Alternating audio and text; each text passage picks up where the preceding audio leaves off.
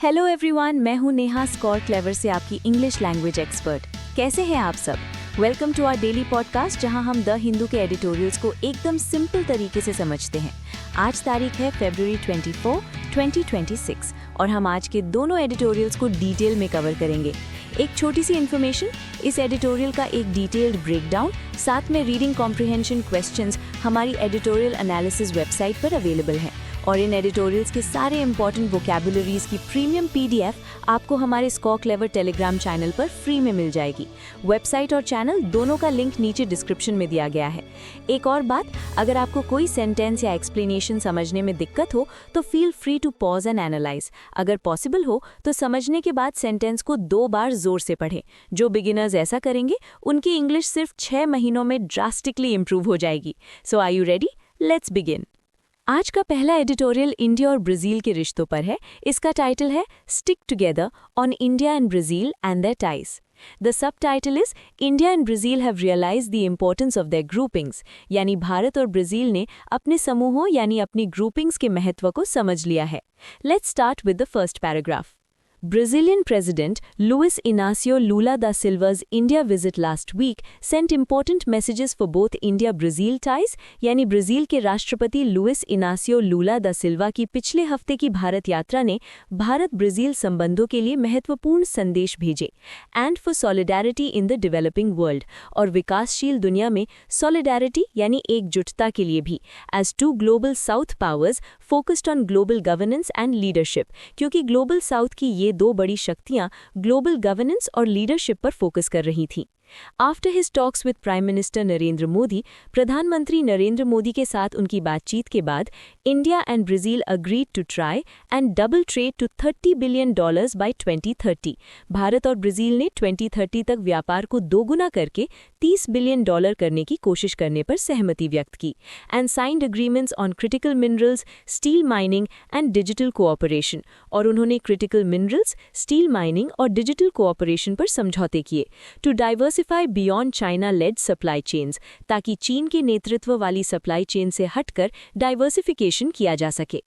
Mr. Lula, along with French President Emmanuel Macron, was among about 20 leaders at India's AI Impact Summit. Mr. Lula, France के राष्ट्रपति Emmanuel Macron के साथ भारत के AI Impact Summit में लगभग 20 नेताओं में शामिल थे, and was later accorded a state visit, और बाद में उन्हें एक state visit यानी राजकीय यात्रा का सम्मान दिया गया।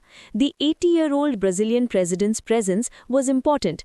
80 वर्षीय ब्राज़ीलियाई राष्ट्रपति की उपस्थिति महत्वपूर्ण थी as he faces elections later this year, क्योंकि उन्हें इस साल के अंत में चुनावों का सामना करना है, which may make it difficult for him to attend India's BRICS summit if it coincides with his campaigning for a 4th term, जिससे उनके लिए भारत के ब्रिक्स शिखर सम्मेलन में भाग लेना मुश्किल हो सकता है अगर ये उनके चौथे कार्यकाल के प्रचार के साथ मेल खाता है। It also came amidst fresh turmoil over US-imposed trade tariffs. ये यात्रा अमेरिका द्वारा लगाए गए व्यापार शुल्कों पर ताज़ा टर्मोइल यानी उथल-पुथल के बीच भी हुई। After the American Supreme Court struck down US President Donald Trump's rationale for reciprocal tariffs, जब अमेरिकी सुप्रीम कोर्ट ने रेसिप्रोकल टैरिफ्स यानी आपसी जवाबी शुल्कों के लिए अमेरिकी राष्ट्रपति डोनाल्ड ट्रंप के तर्क को खारिज कर दिया। India and Brazil were both the highest taxed countries by the US, 50% tariffs each. Bharat और ब्राज़ील दोनों अमेरिका द्वारा सबसे अधिक टैक्स लगाए गए देश थे, प्रत्येक पर 50% tariff. And both faced further possible tariffs over BRICS ties, Iran trade and Russian oil imports, और दोनों को ब्रिक्स संबंधों, ईरान व्यापार और रूसी तेल आयात पर और भी संभावित शुल्कों का सामना करना पड़ रहा था। India and Brazil are also key members of the BRICS grouping of developing nations, यानी भारत और ब्राज़ील विकासशील देशों के ब्रिक्स समूह के प्रमुख सदस्य भी हैं। The India-Brazil South Africa यानी IBSA के भी सदस्य हैं। G4 with Germany and South Africa on UNSC reform, UNSC सुधार पर जर्मनी और दक्षिण अफ्रीका के साथ G4 समूह में भी हैं। And co-founders of the Biofuel Alliance for Alternate Energy, और वैकल्पिक ऊर्जा के लिए बायोफ्यूल अलायंस के सह संस्थापक भी हैं। Each of these has faced challenges from Mr. Trump's policies on trade, territorial sovereignty, multilateralism, and the UN and fossil fuels. इनमें से प्रत्येक को व्यापार, क्षेत्रीय संप्रभुता, बहुपक्षवाद और UN और जीवाश्म ईंधन पर श्री ट्रंप की नीतियों से चुनौतियों का सामना करना पड़ा है। Amidst such uncertainty, ऐसी अनिश्चितता के बीच, Mr. Modi and Mr. Lula reaffirmed their commitment to protecting the multilateral order. Mr. Modi और Mr. Lula ने बहुपक्षीय व्यवस्था की रक्षा के लिए अपनी प्रतिबद्धता को reaffirmed किया, यानी फिर से पुष्टि की। Before leaving India, Mr. Lula, who is set to visit Washington next month, Bharat छोड़ने से पहले Mr. Lula, जो अगले महीने Washington जाने वाले हैं, did not mince words while speaking to journalists about the challenges posed by the US government.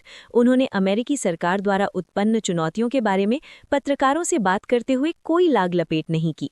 As a former trade union leader, एक पूर्व trade union नेता के रूप में, he said he believed that the only way of tackling geopolitical uncertainty unleashed by the US was for countries to unionize. उन्होंने कहा कि उनका मानना है कि अमेरिका द्वारा फैलाई गई जियोपॉलिटिकल अनिश्चितता से निपटने का एकमात्र तरीका देशों का संघ बनाना है, rather than cutting deals individually with Washington, न कि वॉशिंगटन के साथ व्यक्तिगत रूप से सौदे करना, which leaves smaller nations at a disadvantage, जो छोटे देशों को नुकसान में छोड़ देता है।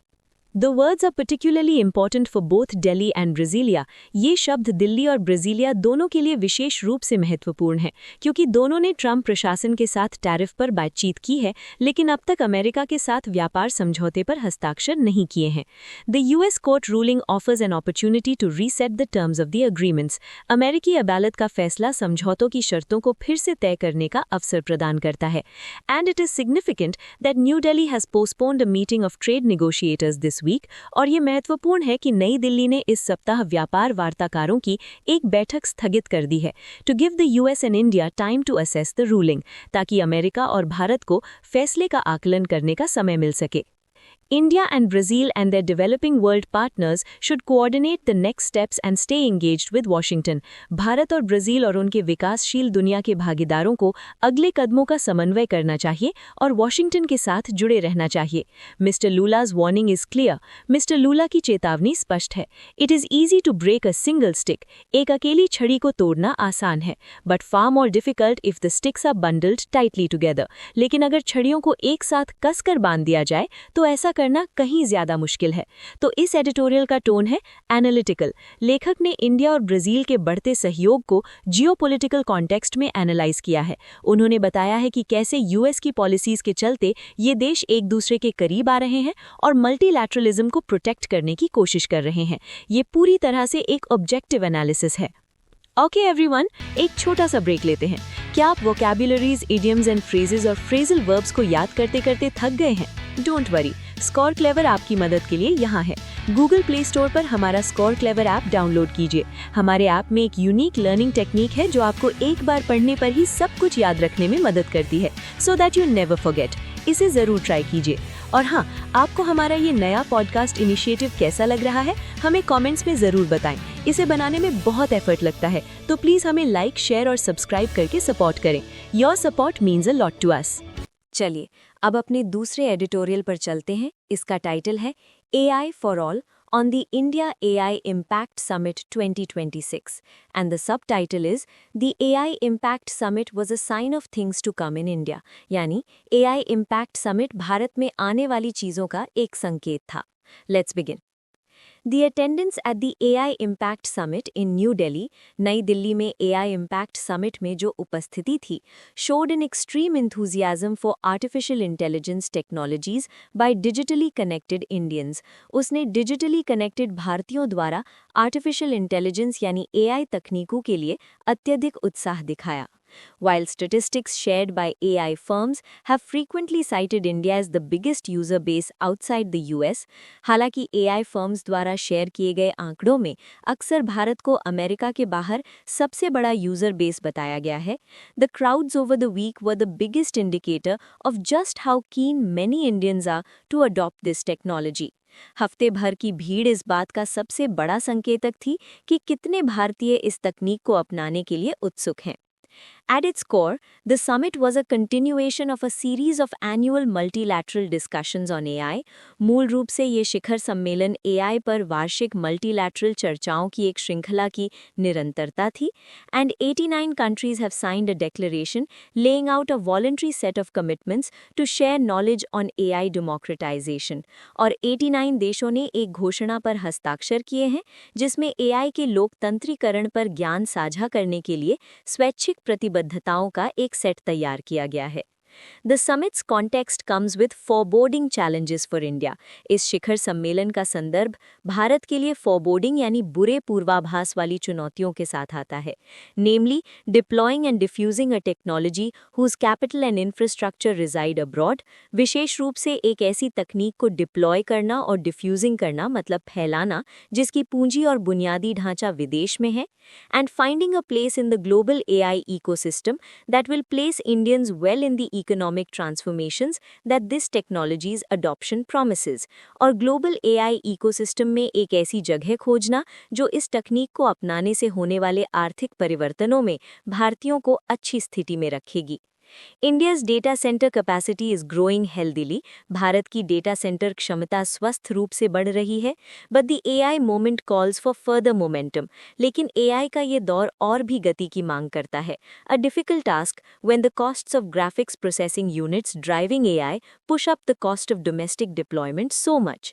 ये एक मुश्किल मांग है जब AI चलाने वाले graphics processing units की लागत घरेलू डिप्लॉयमेंट की लागत को इतना बढ़ा देती है. Not to mention the additional electrical capacity that must be built. और इसके अलावा जो अतिरिक्त बिजली क्षमता बनानी होगी उसकी तो बात ही अलग है. A national strategy that relies overwhelmingly on becoming a hub for the deployment of models. एक राष्ट्रीय रणनीति जो overwhelmingly यानी बहुत ज़्यादा हद तक मॉडल्स के डिप्लॉयमेंट के लिए एक हब बनने पर निर्भर करती है, with less emphasis on their training and fine tuning could pose risks. और उनके ट्रेनिंग और फाइन ट्यूनिंग पर कम जोर देती है, वो जोखिम पैदा कर सकती है. After all, with fewer labor costs, the advantage that India has will be smaller than in the ITES era.